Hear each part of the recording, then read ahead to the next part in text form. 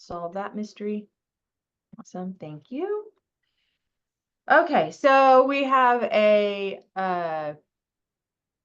short agenda today. We have a couple of announcements, and then we're going to get started going through the guidelines. So hopefully everybody had a chance to review that. I think I sent out multiple links, but hopefully I know a couple of people. I saw Andrea had went through the Adobe document, and Tammy added a lot, and Kevin, and there were some fun side conversations in the comments. So all right. First announcement. The registration for annual meeting in Chanute will be going out today. Michelle and I were working on that yesterday, making sure that we can get the directions to you. So I'm going to share my screen real quick, just so you can know that we do know where you're going. Forum directions. Okay, so this is the building where we're going to be. It doesn't look like that anymore. They've torn down that campus and built a new building, but it's in this location, which is right to the west of the Neosho Memorial Regional Medical Center, or the Neosho Hospital. You kind of have to drive past the Impact Center, which is up on the hill, to get to this Henschel Drive. And then it's a long drive, and you have to go up and around, and then the parking lot is on the other side of the building. So if you're like me and you put it in your GPS, do a search for the NMRMC Orthopedic Clinic, and Google will help you find it. So there's that. The schedule for the annual meeting is going to be check-in at 8:30, and we'll have breakfast. At 9 o'clock, from 9 to 11, we have an amazing keynote speaker. She spoke at the academic in-service on Pam Hamilton, stressed out, burned out, and looking for a way out. It's about self-care, and it's about making sure that we take care of ourselves when life is getting to just be too much. So I found it very, very good. And I asked the academics, and they said, yep, definitely worth hearing her a second time. And I want to bring her to the annual meeting. Then we're going to have roundtable discussions. Those went over really well at the director's retreat. So we've already, we're going to have some that are focused on youth, some that are focused on trustees, some that are focused on directors, maybe different sized libraries. We're going to have probably 10 tables, depending, 10 to 12 tables, depending on how many people show up.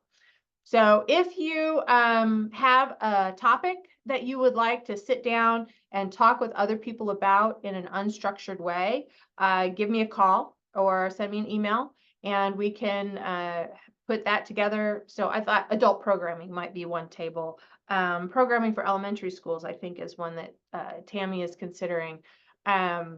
Having one on, HR issues or building issues, things like that. So just topic-based, and you guys get to self-select, and you do get 1 hour of CE for that discussion, because you're going to learn something. We're going to have lunch, taco bar. And then the most important part for me is the revenue neutral rate hearing and budget hearing and annual meeting, which will be at 1 o'clock.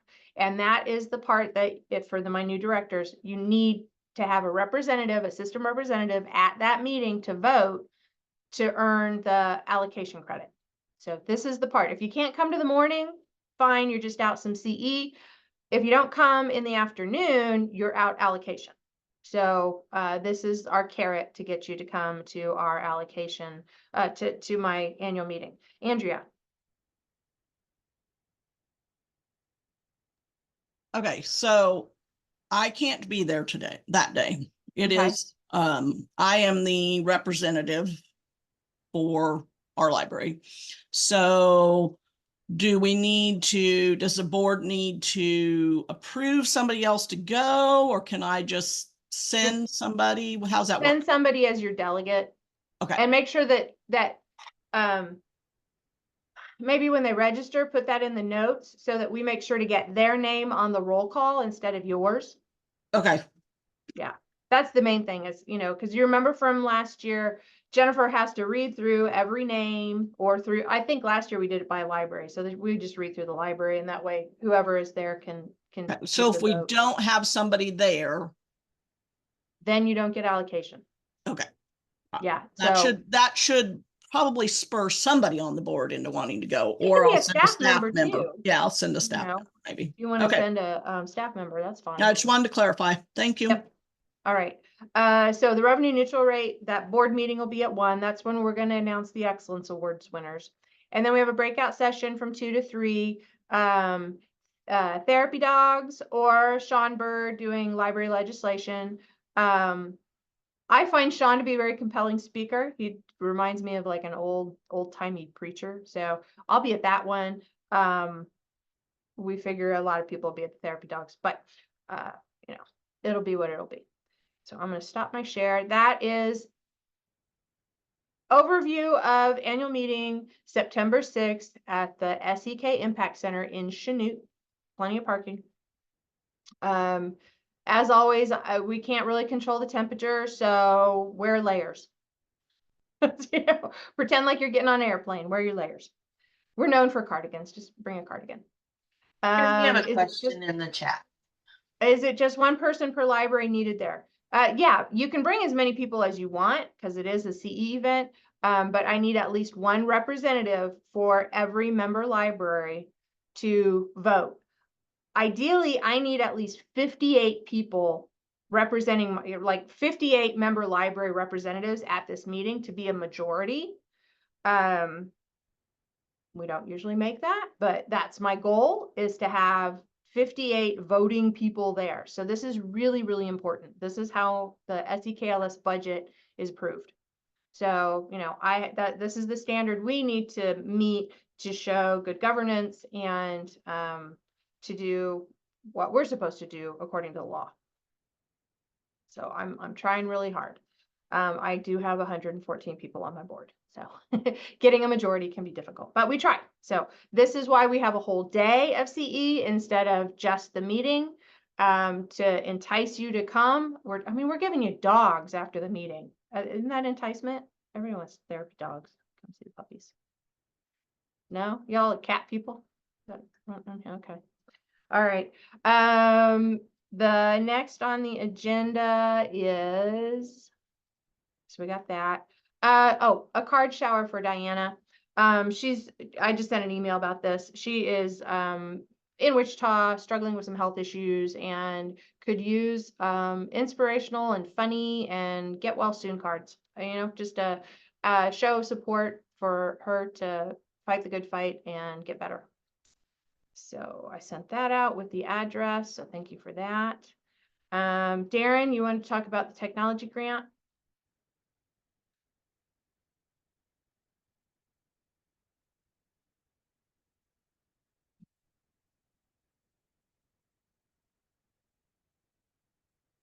Okay, technology difficulties. Nope, there he is. Okay.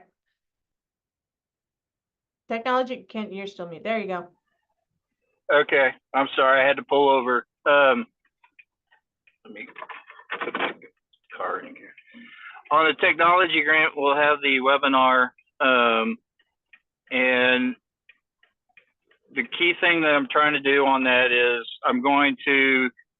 I've been gathering information as far as prices and stuff for things related to technology that ranges in the $0 to $2,000 range, which is the amount that the grant can be for. And then I am also gathering information for stuff that is 2,000 and above, for things that you might consider for other grants. And we've got one that I'm working on for the region, or for Southeast Kansas region, and hopefully we can maybe address some bigger stuff that people are wanting to get. And then also we'll talk about hero items that you can also address with E-rate. So I'm trying to give you guys plenty of options of things that you can consider with requesting for the tech grant itself, but then also some things to think about of how to use other funds to address some of the wishes that you might have. Some of the things that we're trying to address on the doc grant is things that we probably couldn't afford unless we went together as a group, or if we tried to get things that can be rotated around, such as a projector system for where they project a game on the floor, and then you can participate in that, or something that you can take to nursing homes or something for a different variety of people. So, and I'll probably be sending out some emails related to a couple surveys trying to gather information. But again, also, if you are interested in possibly buying a laser engraver, I'm going around and showing the laser engraver that we bought, and I'll tell you, or in addition to showing you the basic skills of the laser engraver and cutter, we'll also talk about whether or not that's the right one for you, or if we need to get something a little bit bigger, so just trying to help you guys out. All right. Thank you. This is the flyer and registration is on the SEKLS calendar page, so you can register there. It's August 22nd. For the rest of the SEK staff, I can give you like 3 minutes. Do you have, Tammy might have an announcement she wants to make. I don't know. And I don't know if Cynthia has something she wants to announce, and Jason, if you have anything. So just be quick. Sure. So we found out last Friday that the FEEPL grant has been recommended for funding to extend it for another year. There were 25 applicants asking for $5.8 million, but only 1.8 was available. And we were one of the 9 that were awarded. So people will be continuing. So keep that in the front part of your mind. And I encourage you to apply or talk to me about applying if that's something you're interested in bringing to your library. Yay, we're super excited. I confirmed that I'm the person that can sign the grant yesterday. So we're moving forward. So congratulations to Tammy. I know she spent a lot of time on that application, and we're super excited to be recommended for funding. Jason, you got anything? I don't know. You don't have anything going on in August, do you? You guys heard enough from me last Friday. We can't hear you. You're unmuted, but I don't think your mic is working. How about now? There you go. So yeah, you heard enough from me last Friday, but I wanted to mention that I did push the overdue printer thing out for everybody last night. I think it's all working, but if you notice bugs, let me know. And I'll be out next week in Texas for the Qual US conference. So limited availability, but I'll still be checking my email if there's cohocalypses or catastrophes or whatnot. And the staff are going to be at Eureka on Friday. All right, cool. Cindy, do you have anything real quick? No? Can you hear me? Yes. Okay, you're like in a tunnel far away.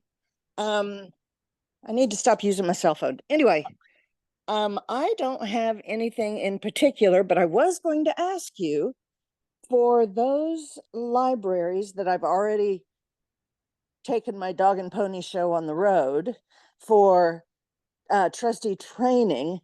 I was wondering, could I go ahead and take maybe the presentation I did for KLA to trustee, like board meetings, for them to get their board training? It's all about marketing. Absolutely. Do you want to put together like a whatever the blurb was from KLA and send that out. We can put it in the minutes of today's meeting so people can read about it.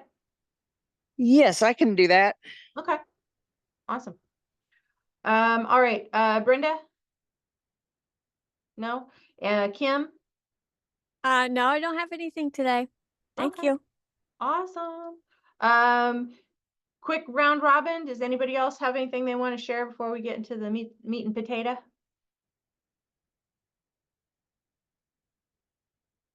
No. E-rate billing just went out. Koha billing will go out. Brenda's on vacation this week, so Koha billing will go out after she gets back. So be on the lookout for those invoices. And because postage is incredibly expensive, we're using the courier. So look for it in a red bag, not with a postage stamp on it. Okay, awesome. Let me share my screen again and get over here to the guidelines.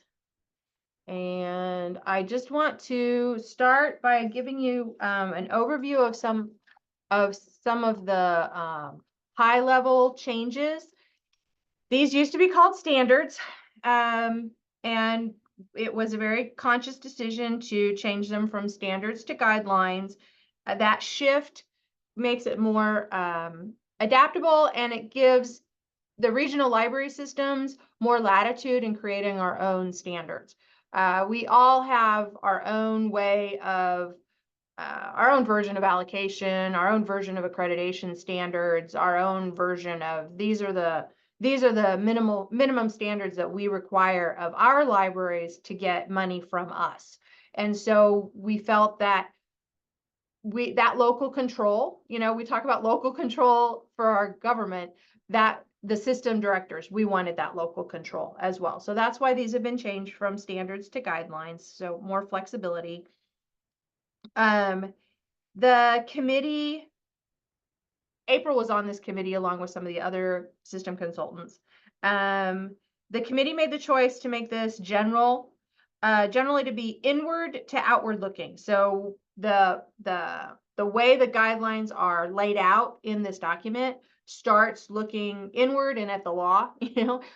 I think the very first standard, pardon me for scrolling, I hate scrolling on a screen, are about governance and administration. So this is what we're going to be talking about at the Law and Order training next week, which is also on the SEKLS registration page.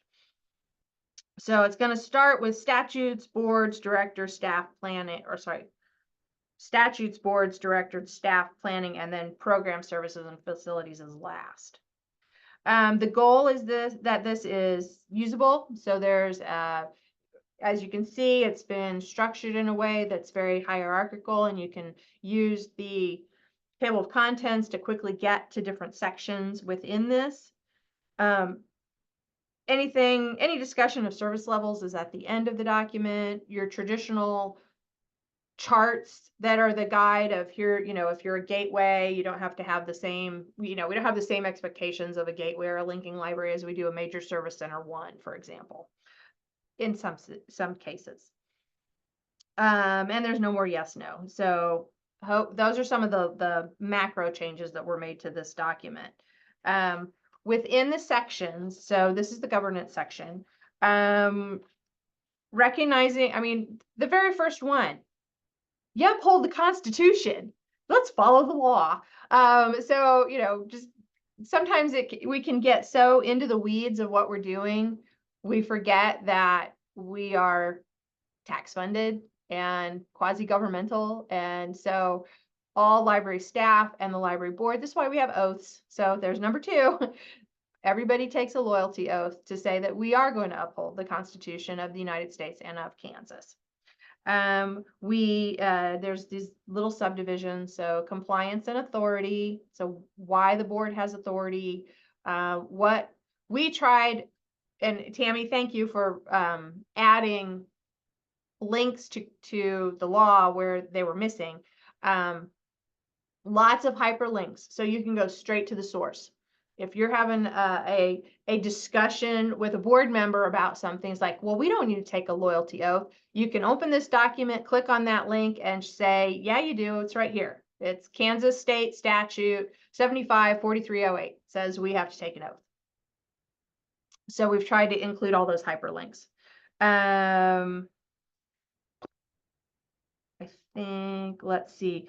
There's no longer a reference to KLA or ALA. Instead, it's just professional organization. That gives you and your board, if ARSL makes more sense for you, then, if that's your professional organization.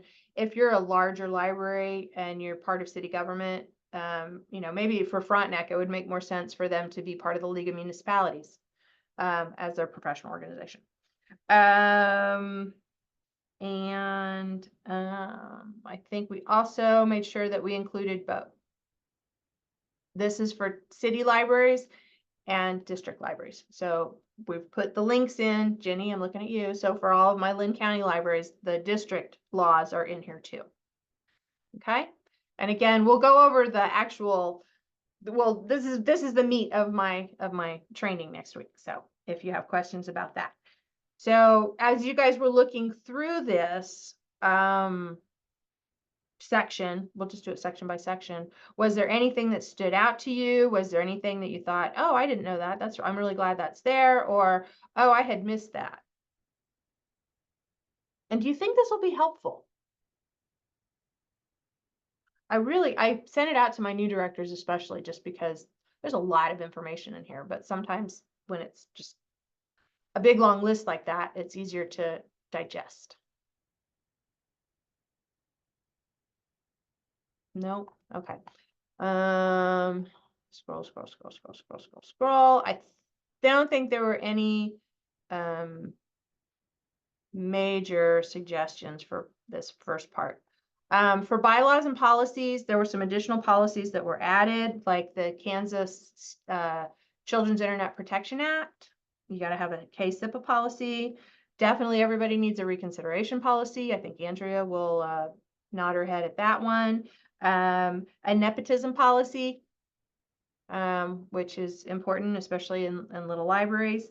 And having a conflict of interest policy, which means if the only shop in town to get office supplies and that person is on your board, then they need to sign a conflict of interest and know that they can't vote on decisions that would benefit them financially or directly. So that's the conflict of interest down here. Does Iola have all these policies? I don't think so, but we've got a lot of them. So this at least gives you, again, guidance to check against your policy manual to see if you've got everything that we recommend. And then participation is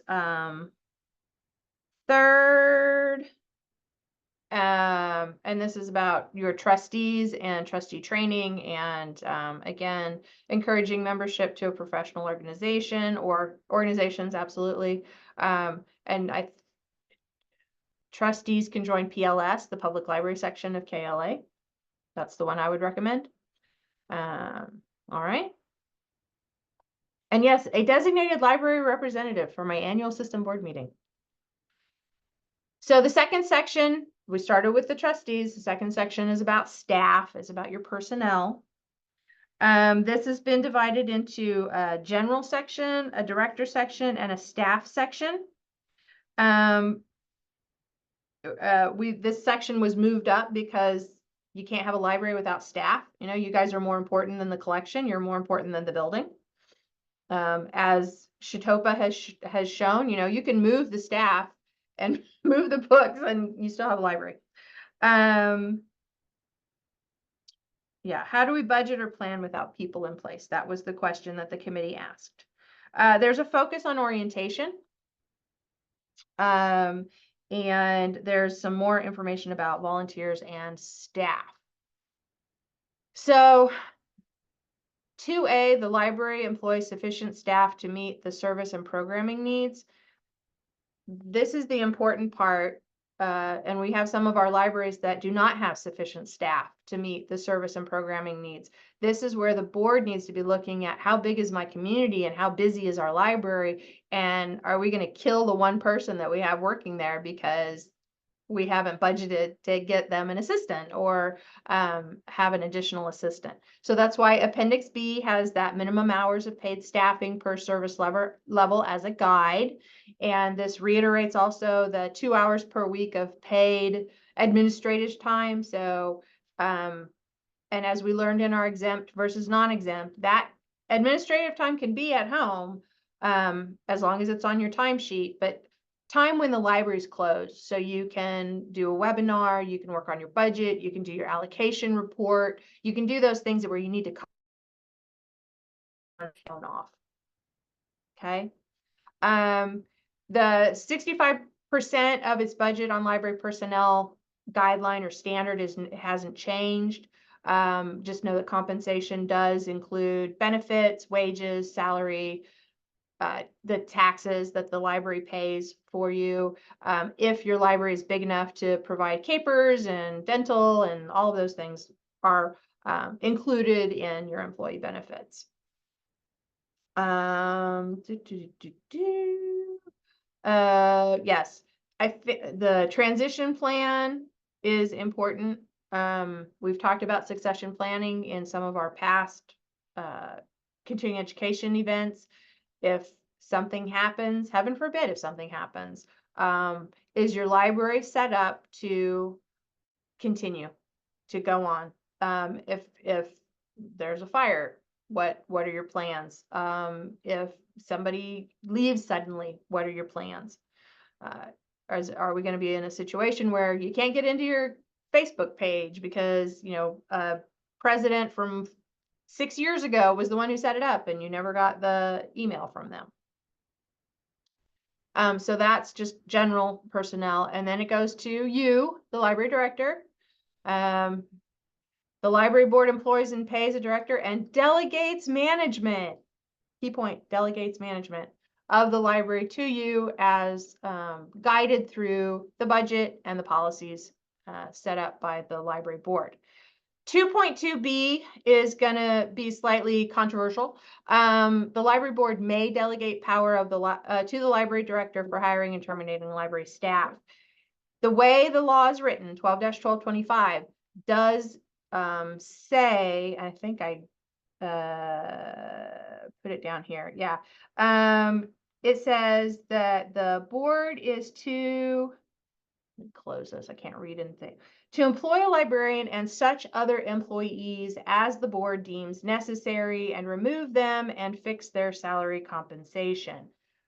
This was a big issue for some of the other systems and their boards to say, the law says that it's the board requirement. The way I interpret it and the way that it's been taught to you by Kim and Roger and Amy and April and me is the library board needs to focus on the director and delegate to the director hiring and firing of other staff.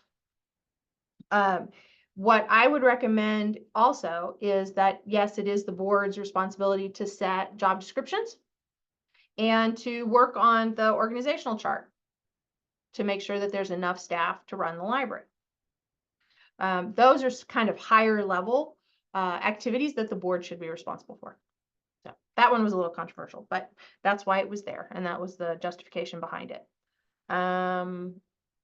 Hiring rates, salaries are set as part of the budget process. And again, Appendix B talks about those compensation guidelines. And there was a lot of work and research that went into the adjusted salary recommendations. So we'll talk about that when we get to that section.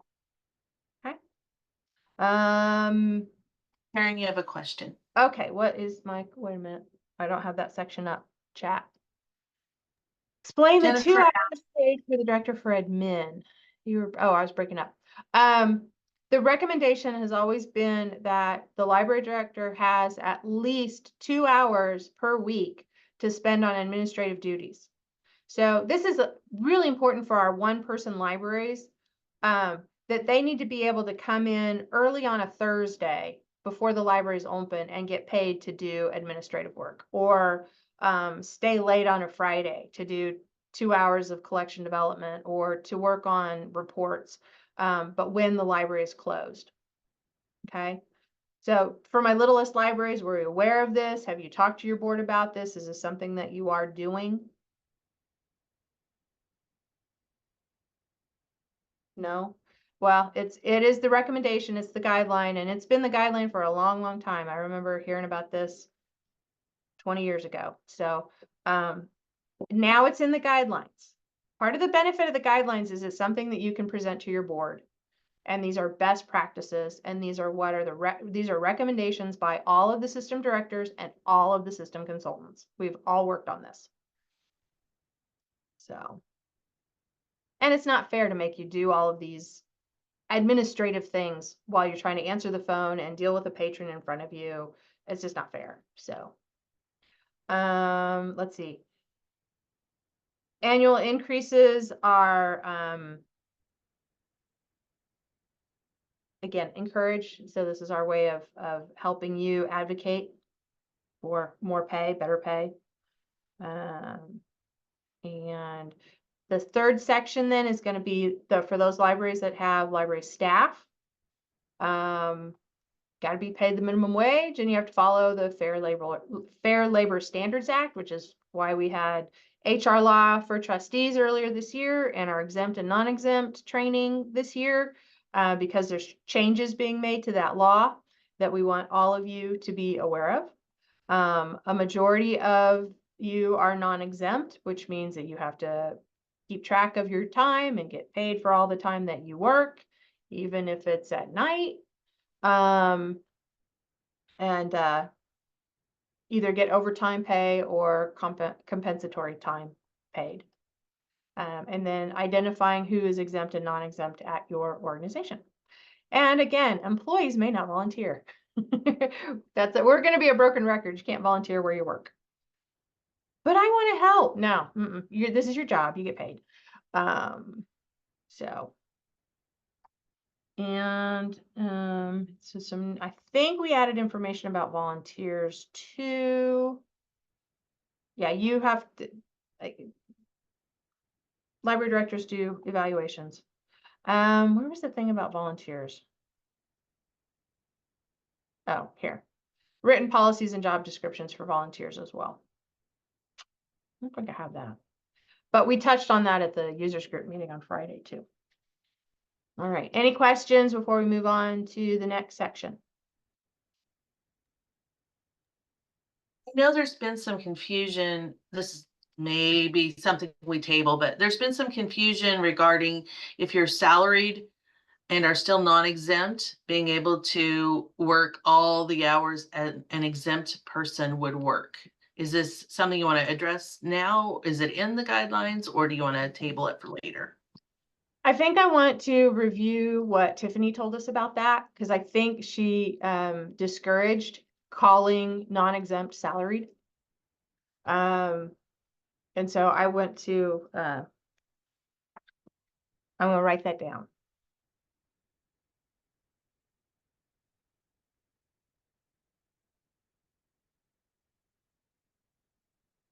And I know that's an issue at SEK, so definitely one I need to make sure I have a correct answer. There was another chat question about, is the 2 hours beyond what's already scheduled?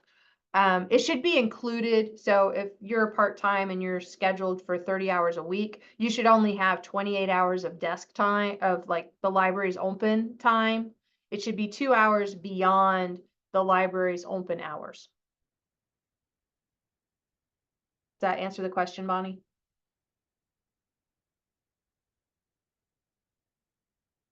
And like when I was at Tonganoxie and we first started, we all came in early on Thursday, but we didn't open until 11.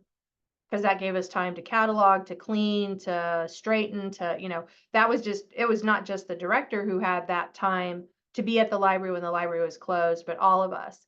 I don't know how many of you, your workday starts at 8, but the library doesn't open till 9. That's what we're talking about. time when you can be in the building, paid to be in the building, but not be open to the public. All right, so we're gonna move on. 9:30, we're doing good. So the finance section, my favorite, all about money, funds and budgets.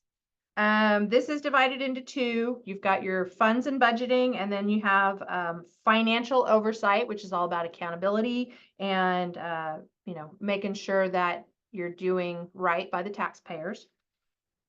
3.1A has to do with your board and the board's responsibilities, along with the directors, to start the budget preparation by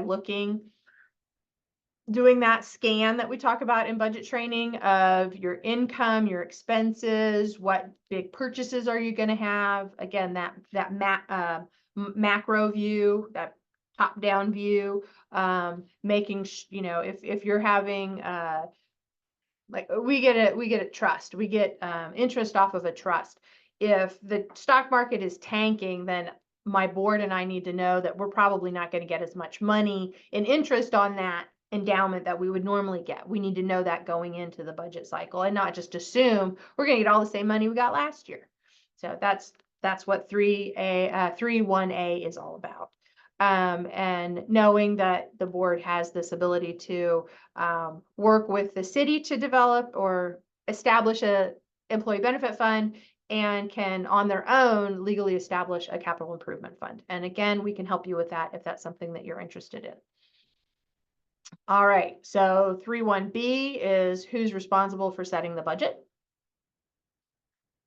And as we've talked about, it can be the board, a committee of the board, but the director also needs to be involved.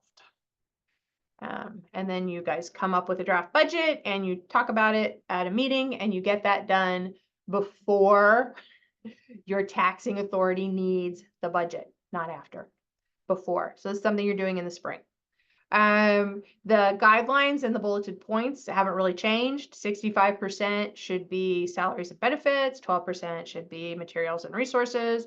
You should have line items for services and programming, for technology, and then for your library operations, so utilities, insurance, the bond for the treasurer, et cetera, et cetera. All right, and then the board presents the budget to your local governing body, who is the taxing authority, unless you're a district library, and makes sure, works with the city to make sure that what you've asked for within the rule of law or the restrictions by law is what shows up in the city's budget. So again, a relationship between you and your taxing authority to make sure that, you've presented a budget that says you need $6,500 in tax income, and then you see their published budget and they only budgeted for 5,000, you can go, wait, whoa. Or in our case where they budgeted for more, so that was kind of nice. And so that's what 3.1D is about, making sure that as the director, you're working with the city clerk to get the official budget. This is the budget that you're going to see on the municipal services page of the state library website. And why do you need it? Because it's the law. We have to have all of our library's financial documents in the library, not at the treasurer's house, in the library, in case there's an open records request. Somebody comes in and says, I need to see the salaries of all the staff. That's an open record. You don't have to put their, do you have to put their name? I think I'll double check that, but there's, we'll talk about it at Law and Order. But that information, that budget information, financial information, all of those receipts to all of the bills that are paid with tax money should be at the library in case somebody from the public wants to come and review your records, because it's their money. Yes? Okay. I'll step down off my high horse there, but I'm very passionate about that. Again, it's law about the president and the secretary. And now you can come to this one document and immediately find the link. You don't have to go to the manual and the handbook, it's all right here. talked about the financial oversight. This is a new section. The board has to be, the board treasurer, you do monthly financial reports, again, to show, and these are open records as well, to show income and expenses and to compare those to the budget. And then the audit requirements, which for most of you, you don't have enough, your budget's not big enough. So this is more for the larger libraries. Same with the gap waiver, and there's a new section about what the district libraries are.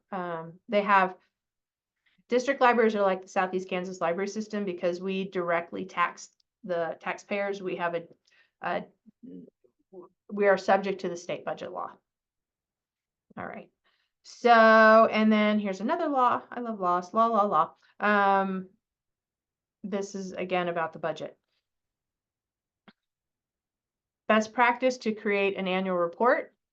And we can work with you on that. I have a little one pager that I do for Iola that includes your financial statements. So at the end of the year, in your treasurer's report, how much money did you bring in for the whole year? How much did you spend for the whole year? So you know what your carryover or what your cash reserve or what your cash forward, whatever you want to call it, how much money you're going to have in the bank January 1st. Okay, that's a lot. Questions? Again, helpful. Do you think you'll be able to share these with your board? Will they be useful for you as you're doing your day-to-day work, as you're trying to do orientation to your new trustees? Some of them are going to be aspirational. We get more to the aspirational things when it comes to Andrea, hours open. We're at 52, so we're nowhere near 80 hours a week either. So we've put things in here to have them be not the baseline, but an excellent library is going to be able to check off every single one of these. That's the whole point of guidelines and their help with the planning. Section 4 has to do with planning. There's a new emphasis on technology planning, including adopting new technologies. And emphasis 4.1D, the library evaluates the needs of their community, examines the demographics. Then they offer services that meet those needs, and that includes all ages. So from your 99-year-old seniors who may need a homebound project or need more large print, or you need to bring in Cindy to do more with talking books, down to your expectant moms and having a parenting collection and you know, maybe engaging in people so that you can be there to support the needs of families in your community, and everything in between, including teenagers and tweens. And let's see, we have facilities has its own section. So having a technology plan is here in planning. Having an annual, having a library plan, which, you know, we always talk about strategic planning. We have it in there. Putting in, again, aspirational, that we're all aware of current issues, that we're, you know, we know what's going on with future developments. And I understand that that's part of SEK's job. You know, you guys are outsourcing that to us in some instances, but by you coming to the technology grant webinar and learning about all the new technologies, by you coming to Innovation Day, that fulfills 4.1E. All right. And now this, if outreach doesn't have April's stamp all over it, should. This is her section. She made sure that we added this. This is a new section, and it is subgrouped into advocacy, community engagement, and marketing. Again, we're in the ecosystem of our community. What's the library's role in that ecosystem, and how are we making sure that we're out in the community? So we're going to start with advocacy. There's only 3 guidelines, which is, you know, advocate, make sure that you're interacting with your elected and your local officials. Make sure that you have a good relationship with the mayor, that the mayor's coming to your board meeting, that you're on a first name basis with your city clerk and your city manager, and know who your state legislators are, and join us at Library Legislative Day. Staying informed. This is why we're inviting Sean to come talk at annual meeting, is to exactly address this one. And know that you can cultivate advocacy through your friends group, through interacting with your stakeholders, making sure that you're on good terms with the movers and shakers in your community, and having that less, I don't know, more low-key advocacy. Okay, Chris wants a policy for volunteers. And Chris, know that I'll just do Google search for quote public library, quote volunteer policy, quote Kansas, and see what comes up. So I'm sure there's, I would guess that some of the bigger libraries have one. Policy service, share those. Yep. And if you want to send them, I'll just add this to my to-do list. We can look up some policies and put the links in the forum notes. Would that work? Okay. And for those of you that were at the users group on Friday, we also talked about, we're going to look to see if we can find some library ethics training for volunteers, especially volunteers that you are training to be in COHA and Seek and Find. And so that understanding that your volunteers have to support privacy and patron privacy and some of those key fundamentals of working in a public library, and understanding that it's not a Rolodex and you can't be gossiping based on what you're finding out when you're working at the library. No privacy. All right, so we will do that. Add to forum notes.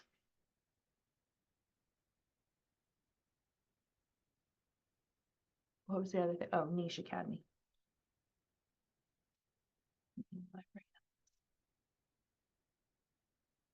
Okay. Does that get me caught up on what y'all were asking about? Okay. Advocacy, we got that part done. Community engagement.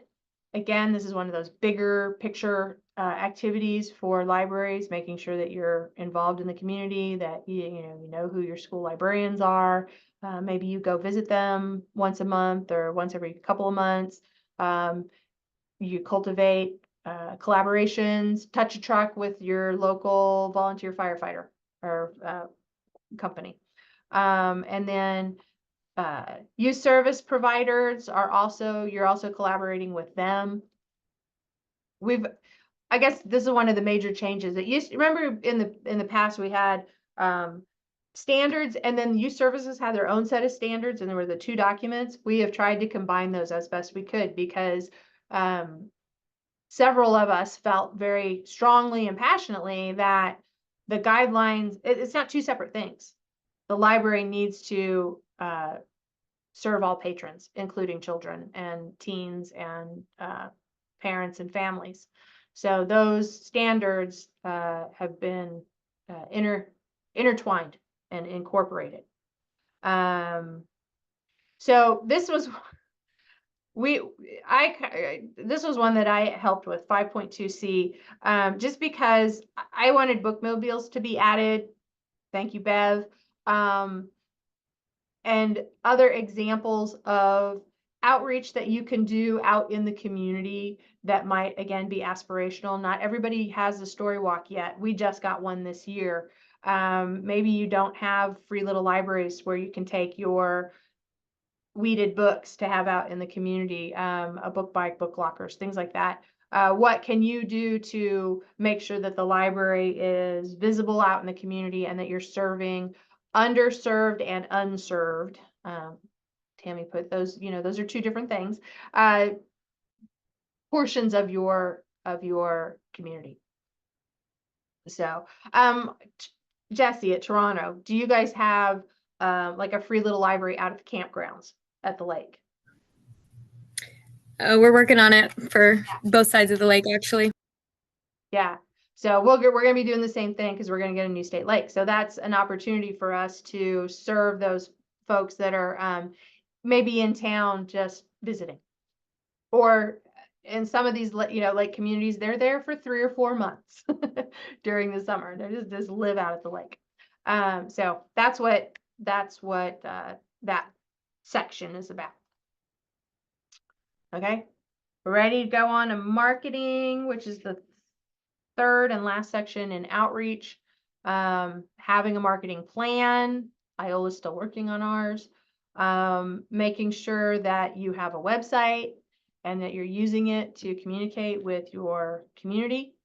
Having a website is more important than having just social media, which is the whole point of our ARPA project.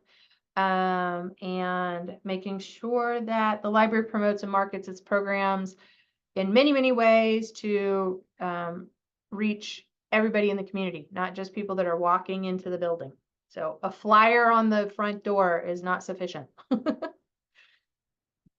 Take that flyer and put it in Baumgar's. They've got a public bulletin board. All right.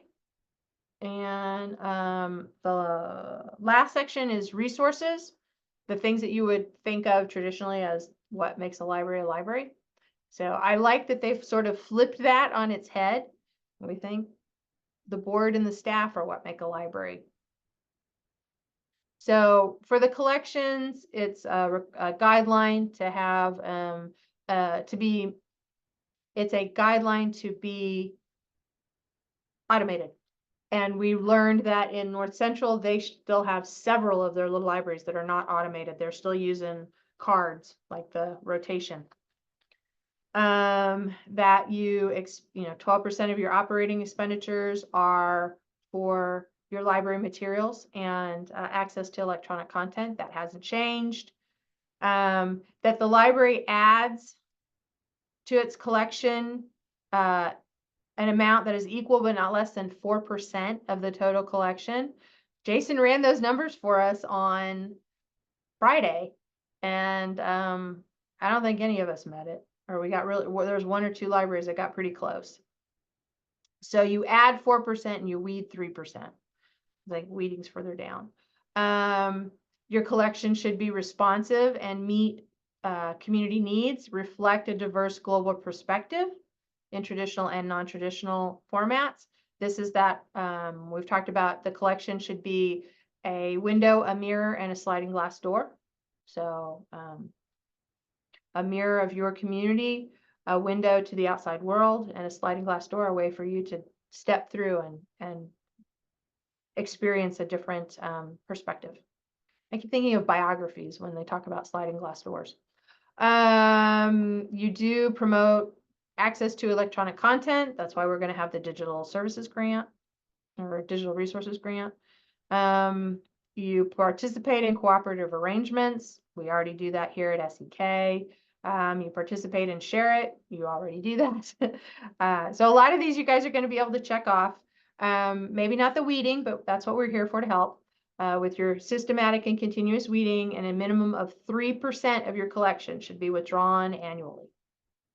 So notice that you're adding more than you're taking away. That's a good thing.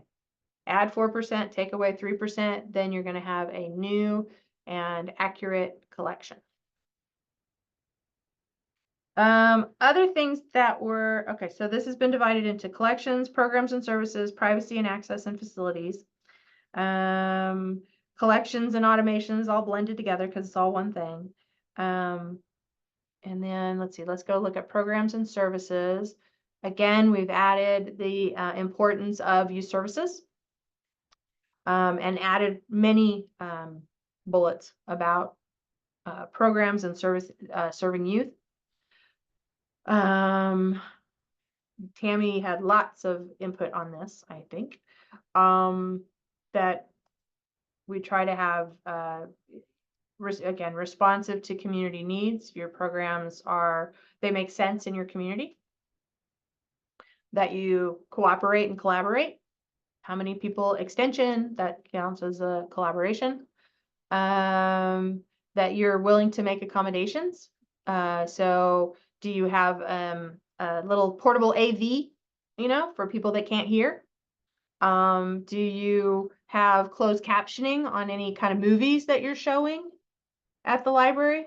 That was a big one that I had at my last library. Even with we could hear the movie in the downstairs. The movie was upstairs. We could hear it because it had to be that loud, and we had closed captioning every movie. 6.2G is, again, part of that administration that we have to do. We have to collect statistics. We have to fill out the annual report. And we should be evaluating our programs, doing customer satisfaction surveys. Periodically, even if it's just a little card with a happy face to a frowny face, how did you find this program? And getting that feedback so that you make sure you know what's clicking with your community. Section 3 has to do with privacy and access. Again, we're getting into law. So Children's Internet Protection Act, making sure that we have access for laptop users or people that are bringing in their device and they need to be able to use the Wi-Fi, and that you have robust Wi-Fi. That 6.3A, that you're protecting personal identifiable information of both patrons and staff. Thank you, Jason, for making the Koha OPAC or the Koha catalog close out after if it's just left, so that stuff's not just left up there for people to look at. A lot of this is technology based. Community. Oh yeah, being the community's business center. Having Wi-Fi. These haven't really changed much.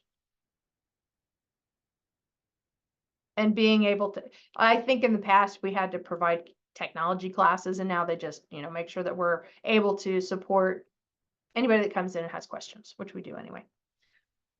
Section 6.4 has to do with the building. Doing a maintenance review of the building. Haven't done that, so we'll be doing that one. Immediately order building repairs.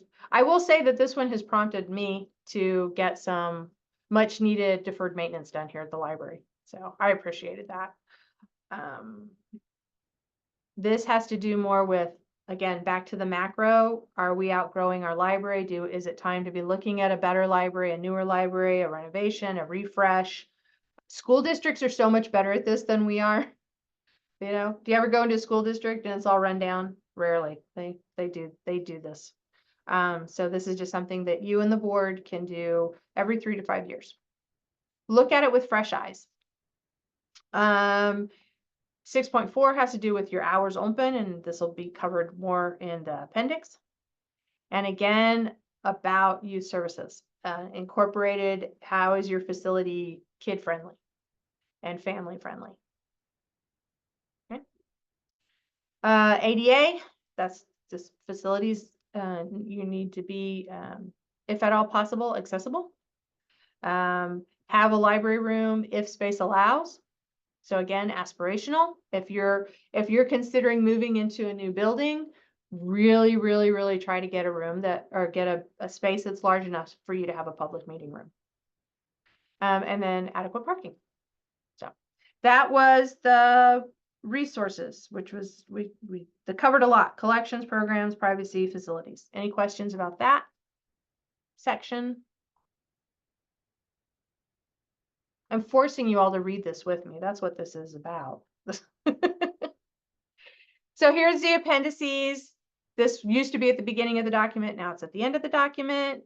Gateway linking, Service Center 1, Service Center 2, which Service Center 2 is the catch-all. I mean, that's a huge difference. A community of 2,500 versus a community of 10,000. That's the difference between Iola and Independence. So that's the explanation of what these different libraries are and what a reasonable amount of services for each would be. No changes on this. Pardon me while I scroll. 7.2, this is the Appendix B with the library director compensation guidelines.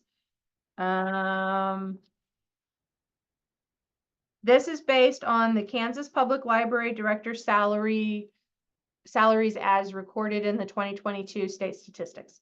So Dan Alexander did a review of that 2022 survey data, he found that updating the cost of living was on track for what we were projecting for 2025. Everything's rounded to the quarter. Yeah, the projected average salary for a gateway library director is in line for what an entry-level director with Apple training would receive. The larger libraries, we didn't have as much data, so these have been changed. The minimums have been changed, and they've been rounded up. They're still completely inadequate as far as I'm concerned, but I know that we're in small communities and we have to fight for funding. The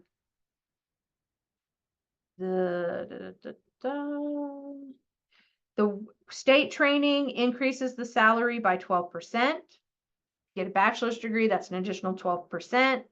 And entry level, if the difference between entry level and having a bachelor's is 26% difference.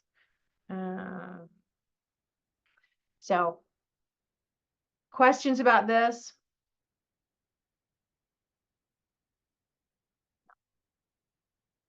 All right. So this, again, this explains the formula and how it came about. So you can, when you share this with your board, they can see that we just didn't pull this out of thin air. This is a comparison. This is drawn from what's actually happening across the state of Kansas. And I think, yeah, this is the final appendix. So these are the benchmarks. The bandwidth was updated. And let's see, the consultants reviewed the 2022 public survey data for public access computers, and the numbers feel consistent with some locations. This is going to vary greatly. Andrea talked about that. This is Andrea's question. You know, since COVID, they only have 5, and those probably don't all get used. My response to her was, how many people do you have coming in with laptops? And do you have furniture set aside for those laptop users? You know, at any given day, I have at least 2 people on here all day on their laptops. And one has a little carousel that he loves to use. And the other one, we have a table with a comfortable chair and he loves to use that. So in my mind, that counts. You know, as long as we have robust Wi-Fi, we have wireless printing so that the person can bring their own computer and use all the technology that we have at the library. Yeah, here was the paid staff hours. I was at 52, not 80. If you're open all day Saturday, all day Sunday, that makes a big difference in these numbers. The benchmarks removed talk about having tech staff and tech training. A lot of libraries, well, you guys use us. Some people have vendors. And there is a training guideline document that's under review, I think. All right, any questions about this? It's just been updated, not a lot of changes from what it used to be. And again, if you're a linking library, but you have aspirations and you have budget, look at what a Service Center 1 does and think about putting some of these things in your plan for goals. All right, it is 10:04. We have gone through this whole 20-page document. I'm going to stop my share. Any final questions or comments? I'm sure you're tired of hearing me talk for an hour. No? Good? All When right. you're writing I have a comment. When you're writing a document like this, it is so difficult to think of everything and to be all inclusive. If there's something that's just glaring to you that we've left out or something you need clarification on, or you don't quite agree with, please speak up. You're not alone in speaking up. As you saw all the comments, I had lots to make, and I appreciate those who also commented. But this is your opportunity, so make sure that you capitalize on that. Thanks. Yep. Yeah. So, especially, for my new directors, if you're looking through this and you're like, oh, wow, is it eye-opening, or is it, oh yeah, no, this is what we've been hearing, or this is my understanding of what a modern library is. Yeah, feedback is welcome. I want to thank all of the system consultants, for the work that they put in on this. And yeah, thank you, Jennifer. This was, many, many months of work to go through and thoughtfully review this document for you guys. Up next is a review and an update of the manual and the trustee handbook. So hopefully we'll be able to consolidate and make both of those smaller and have everything interconnect. All right. Well, if you don't have any other questions, this is recorded, so we will put the recording link in the forum documents along with some of these the non-exempt salaried answer, volunteer policy samples, and if you guys have any additional feedback for us. I think that was everything. Okay. Thank you, and have a great day. It's supposed to be much cooler. Just helpful. Okay. All right. Thanks.